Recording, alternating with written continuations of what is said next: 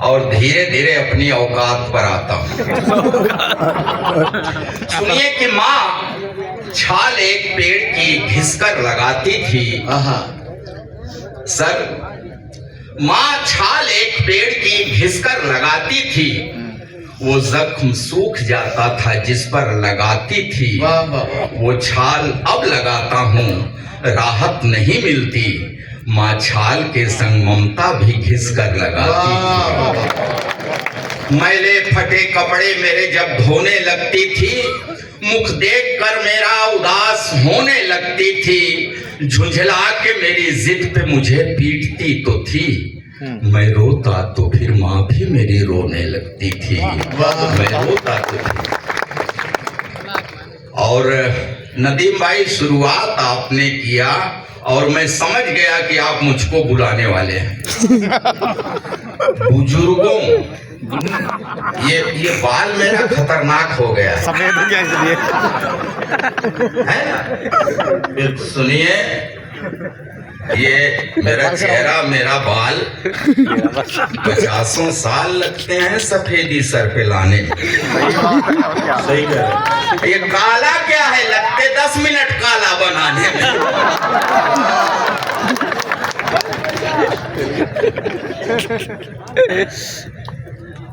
इधर से आवाजें आ रही थी। देखिए मुमताज नसीम जी आपकी उम्र की थी नौजवानों, आपने आनंद लिया, लेकिन मेरे ऊपर रहम करिए। नहीं नौजवानों, देखिए भाई, आप 90% आप हैं इस महफिल में। खूबसूरत महफिल है, आपसे बड़ा भय लगता है इस उम्र में। आप बड़े भाग्यशाली हैं, कंप्यूटर युग के नौजवान हैं, है ना? जी जी। हमारा जमाना नदीम साहब बड़ा पिछड़ा था। अच्छा,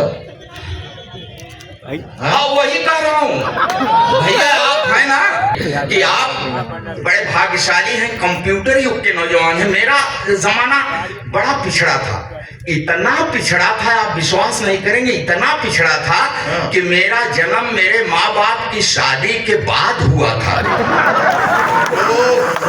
इतने पिछड़े जमाने के शादी के बाद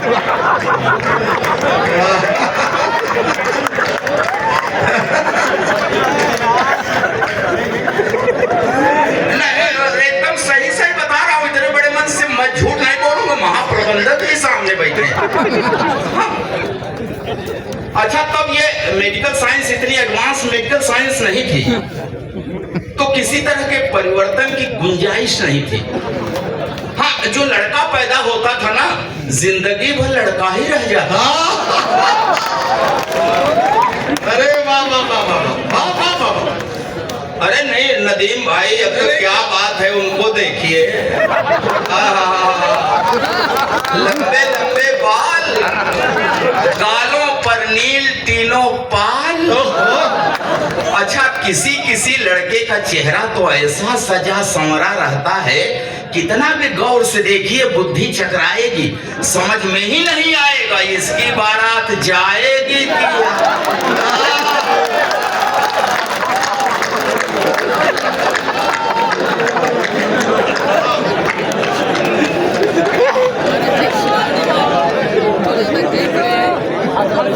ये प्यार श्रृंगार का बहुत खतरनाक, इस देश के हित में नहीं है। अच्छा, इस देश के हित में कतई नहीं है। बाजार शहर कस्बा यहाँ या वहाँ रहते, बीबी मियाँ लड़ते ही हैं चाहे जहाँ रहते। मैं कह रहा हूँ कि इस देश के हित में ये प्यार श्रृंगार है ही नहीं, है मोहब्बत की बातें। अच्छा, बाजार शहर कस्बा यहाँ या वहाँ रहते, बीबी मियाँ लड़ते ही हैं चाहे जहाँ रहते। अच्छा, सोचिए कि हम रोज झगड़ते हैं, हम रोज झगड़ते हैं, तब 140 करोड़ हम प्यार से रहते तो बताओ कहाँ रहते? अरे वाह वाह वाह वाह वाह वाह। भारती जी क्या कहना, क्या क्या साइंटिफिक बातें दिखा दे आपने यार। हेलो, ठीक है, मैं सब ठीक कर लूँ। हाँ, तो वो बात छूट गई। इको हटाइए, इको हटाइए, इको नहीं। ऐसा लगता है जैसे मैं बोल रहा हूँ, मेरे पिताजी भी आके बोल रहे हैं। थोड़ा सा, हाँ, इको नहीं, खूब बढ़िया माइक था, उसमें उंगली न करिए यार। हेलो,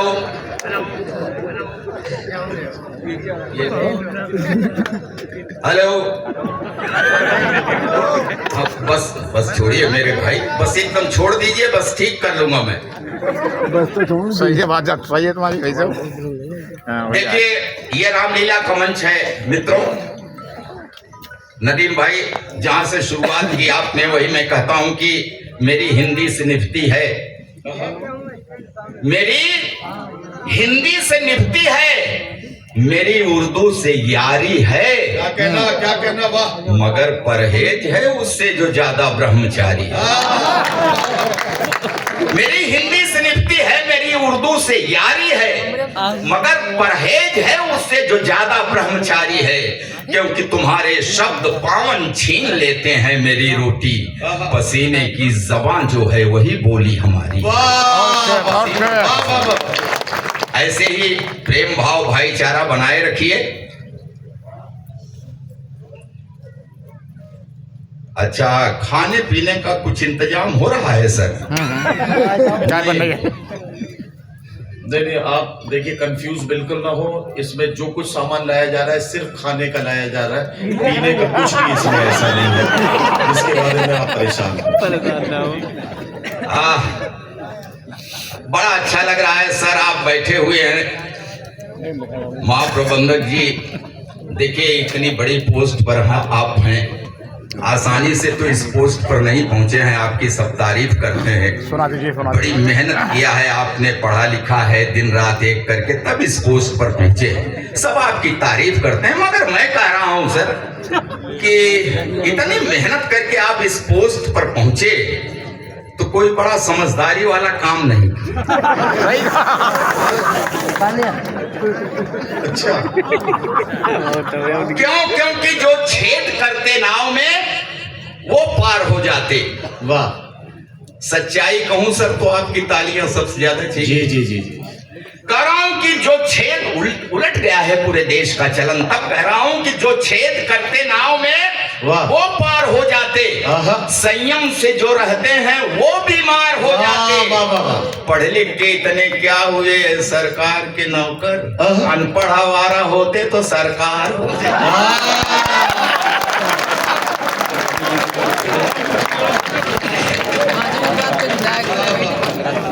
यार। राम जी का ये मंच है, खूबसूरत मंच। चलिए वहीं से शुरू करूं। हाँ, शुरू करिए। लंका विजय के सब प्रयास, 22 जनवरी को भगवान राम की प्राण प्रतिष्ठा हुई। भगवान अब हम लोगों के ऊपर कृपा करें।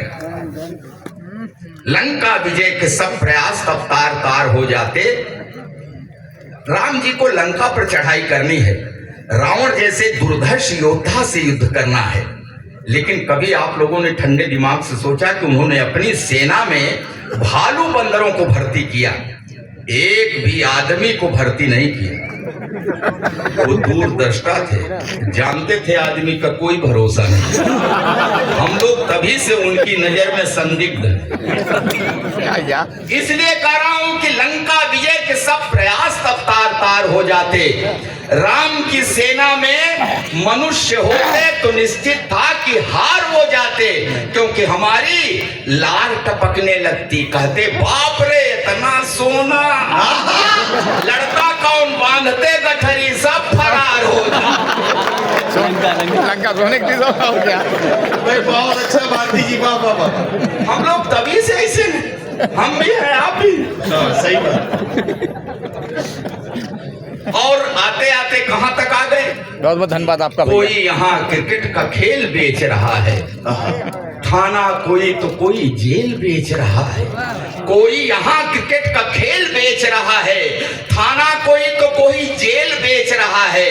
पैसे का खेल देखो, सदी का महानायक बाजार में नवरत्न तेल बेच रहा है। वाह वाह वाह। मैं जहां से आया हूं वहीं के हैं अमिताभ जी। हाँ, कहते हैं कौन बनेगा करोड़पति में आओ करोड़ों जीतो, जीत जाओ तो कल्याण ज्वेलर्स के यहां से गोल्ड खरीदो, फिर उस गोल्ड को मुथूट फाइनेंस से गोल्ड लोन लो। अब लोन की किस्त भरते भरते सर दर्द करने लगे तो नवरत्न तेल लगा। ठंडा ठंडा नवरत्न तेल का दाग कहीं कपड़े पर पड़ जाए तो घड़ी डिटर्जेंट से साफ कर। एक बार आपकी सम्मिलित तालियां आए, धीरे धीरे रंग पर आता हूं। तो आपकी आवाज नहीं आ रही है, कहां गया हैं आप? जिंदा हैं? सुनिए, वक्त है जिसने तुम्हें यूं रूपवंती कर दिया। ये वक्त का खेल है। सही बात है। वक्त है जिसने तुम्हें यूं रूपवंती कर दिया, लेकिन याद रखना ये वक्त है नौजवानों, जाने कितनों को इसी ने किंवदंती कर दिया। देख कर मुझको हंसो मत, मैं भी गब्बर था कभी, वक्त ने गब्बर से मुझको अब बसंती।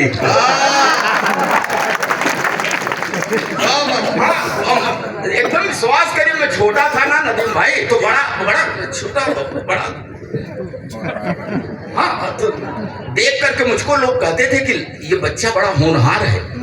हाँ, मुझको देख कर मेरी अम्मा, चाची, बुआ, मामी, मौसी सब यही कहती है, देख देख इसका माथा मुझ पर गया है। कोई कहती नाक, कोई कहती होठ, कोई कहती हंसी, सब यही कहती है ये मुझ पर गया है, ये मुझ पर गया है। वो तो बाद मेरे गजब के कारनामों को देख के सब पलटी मार गई। कहने लगी हरामखोर, पता नहीं किस पर गया।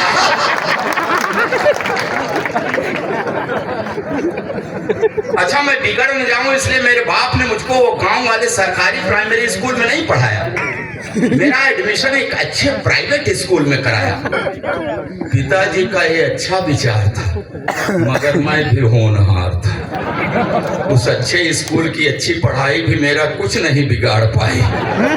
मैं वहां भी अति प्रसन्न, 5वीं तक पहुंचते पहुंचते सर्वगुण संपन्न, पढ़ाई लिखाई छोड़कर हर विषय का विशेषज्ञ। फिर मेरे बाप ने घर पर 50 रुपए महीने का ट्यूटर लगा दिया।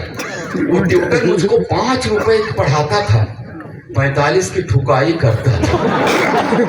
अच्छा, मेरे ठुकाई कार्यक्रम में मेरे पिताजी भी रेगुलर सहयोग करते थे। कभी कभी फूफा, मामा, मौसा जी भी अपना कीमती वक्त देते थे। मैं शाम को पढ़ता जरूर, फिर पिटता जरूर, फिर रोता जरूर। जिस रोज नहीं सुनते मेरा रोना, मोहल्ले वाले आके पूछते, आज बबुआ की तबीयत खराब है क्या?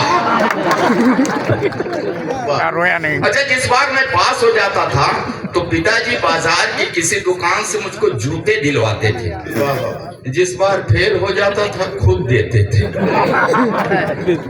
इसी तरह बाल लीलाएं दिखाते हुए मैं इंटरमीडिएट में पहुंच गया तो मेरे बाप ने मुझको नई मोटरसाइकिल दिलवा दी कि मैं ठीक समय पर विद्यालय पहुंच जाऊं।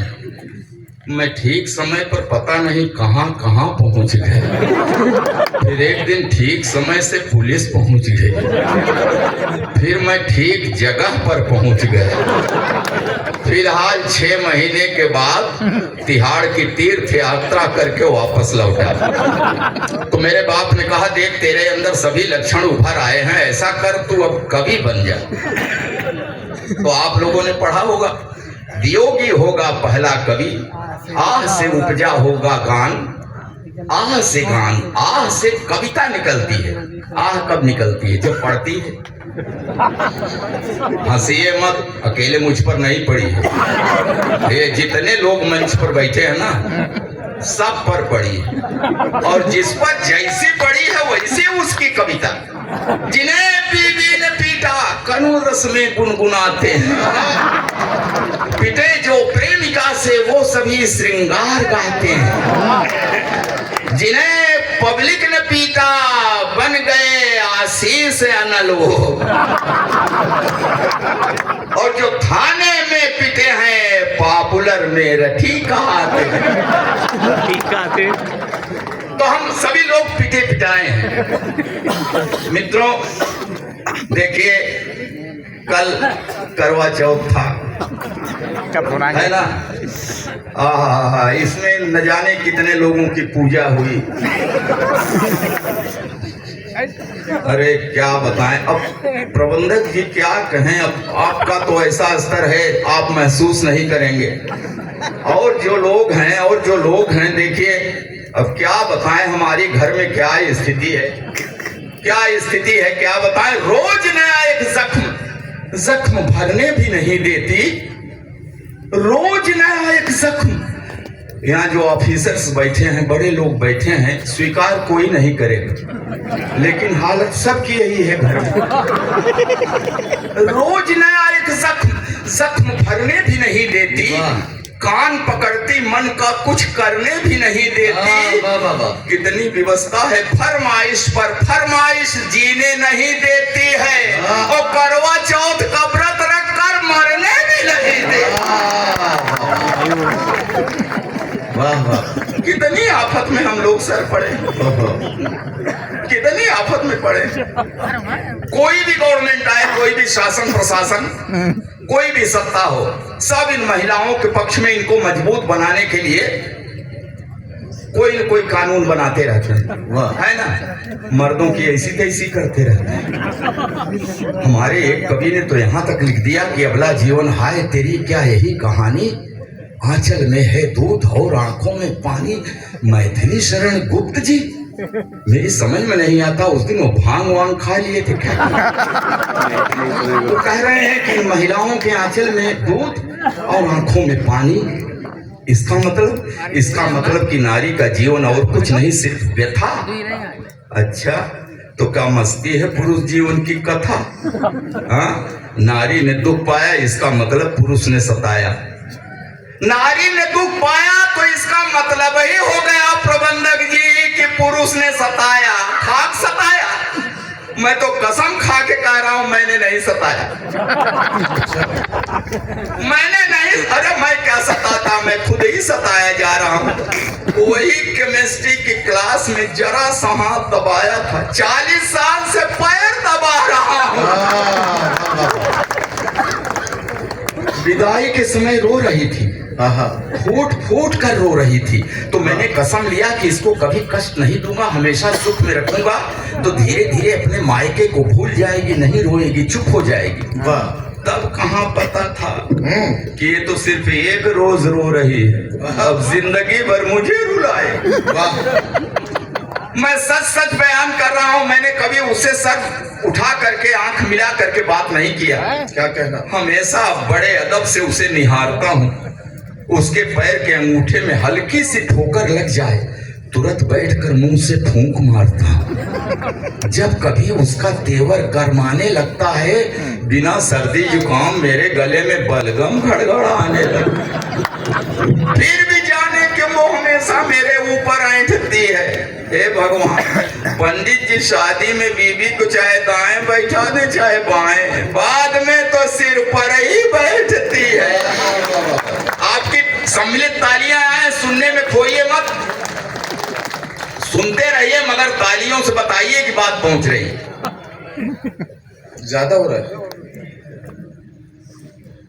हाँ क्या भैया? हाँ तो बीबी सर पर ही बैठती है। नौजवानों, एक बात कान खोल करके सुन लो, एक बात कान खोल करके सुन लो। ये जवानी की सारी मौज मस्ती छूट जाती है। शादी हुई तो आई लव यू वाली क्लच प्लेट टूट जाती है। नहीं शक मत करिए, पढ़ी लिखी है, तब से लेकर आज तक बिला नागा हर रोज सवेरे रामायण पढ़ती है, वाह, दिन भर महाभारत करती है। जब जब बाजार गई उसे साड़ी का वही रंग पसंद आया जिसने मेरे चेहरे का रंग उड़ाया। वाह वाह, चोरी करूं बेईमानी करूं, कहीं से लाऊं ला कर रख दूं हाथ पर गड्डी, चहकने लगती है। प्यार का ओवरफ्लो सैया सैया की जगह भैया भैया कहने लगा। वाह वाह वाह। जिस दिन नहीं पाती पैसा ऐसे नजरों से देखती जैसे चबा जाएगी कच्चा। क्या कहना मैं खाते वक्त अक्सर अचार मांगता हूँ। आहा। एकदम सही सही बता रहा हूँ, मैं खाते वक्त अक्सर अचार मांगता हूँ। अब क्या करूँ, जब देखता हूँ कि उसकी भौं तनी है, कहाँ हिम्मत पड़ती है कह दूं कि सब्जी ठीक नहीं बनी है। एक दिन रोटी कड़ी थी, मेरे 2 दांत टूट गए। नहीं, कड़ी रोटी के खाने से दांत नहीं टूटे, कह दिया था रोटी कड़ी है।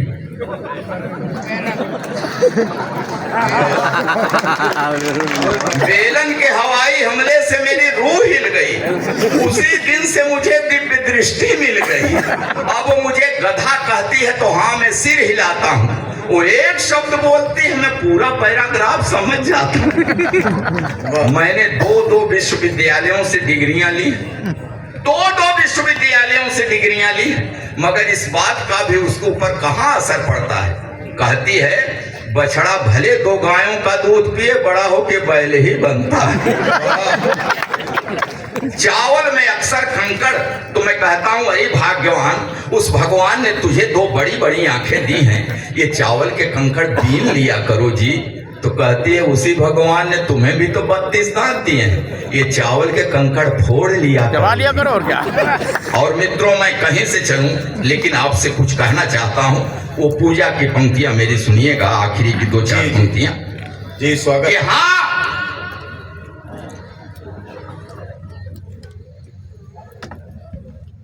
जी हाँ, तो मैं कह रहा था ये मेरी पूजा की 2-4 पंक्तियां हैं, उसको सुन लीजिएगा और विदा करिएगा अपनी तालियों से। स्वागत। कि वो रोज रोज मुझे कोई न कोई शऊर सिखा रही है। आंख कान मूंद कर मैं ट्राली खींच रहा हूँ, वो रोज रोज मुझे कुछ न कुछ सिखा रही है। वो रोज रोज मुझे कुछ सिखाती है। हाँ, मुझे थोड़ा सा बुखार भी आ जाए तो मेरी कुशलता के लिए तुलसी के नीचे दिया जलाती है। वाह वाह वाह। मुझे थोड़ा सा भी बुखार आ जाए तो मेरी कुशलता के लिए तुलसी के नीचे दिया धरती है, रखती है व्रत उपवास, मनाती है कि अक्षुण रहे हवात, बना रहे 7 जन्मों का साथ। और ये नोक झोंक ये तो दाम्पत्य का अंग है। मियाँ बीबी से लड़ता है, बीबी मियाँ से लड़ती है, मगर बिखरने मत देना इस दाम्पत्य को, क्योंकि बुढ़ापे में जब बेटे और बहुएं मुंह मोड़ लेते हैं तो एक को दूसरे के सहारे की बड़ी जरूरत पड़ती है। बड़ी जरूरत। साथियों, आप